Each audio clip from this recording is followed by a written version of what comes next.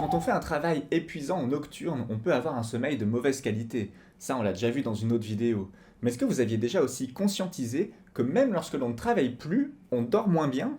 Je ne cherche pas à dire que finalement, dans tous les cas, on dort mal et que ce ne serait en fin de compte pas la faute du système, mais justement que si celui-ci est tellement écrasant dans sa quête de productivité que ses effets dépassent les moments réels de travail. En effet, quand on a peu de temps pour soi à cause au hasard, d'une obligation de donner un tiers de notre journée pour survivre, il est fréquent de chercher à rattraper du temps pour nous-mêmes une fois le boulot terminé. Sauf que ce temps, on le grignote sur quoi? Sur la durée du sommeil, bien sûr. Et sans vouloir faire culpabiliser celles et ceux qui me regardent à pas d'heure. D'ailleurs, en parlant de culpabilité, c'est le deuxième point qui se fait nocif pour notre sommeil lorsque l'on se penche sur les injonctions à la productivité. Parce que pour peu que vous ayez des tâches à effectuer à la maison, même pas forcément professionnelles, mais juste pour fonctionner en société, une procrastination combinée avec un refus d'échouer à cette injonction peut repousser encore et encore le moment de votre coucher.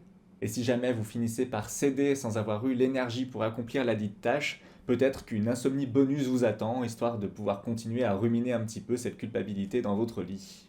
Donc en conclusion, le travail nous mine le sommeil aussi bien lorsque l'on y est que lorsqu'on n'y est pas ou plus, mais il faudrait croire qu'il nous valorise et que plutôt que de revendiquer un droit à la paresse, il faudrait y retourner chaque jour sur nos réserves d'énergie et rendre la fatigue tabou.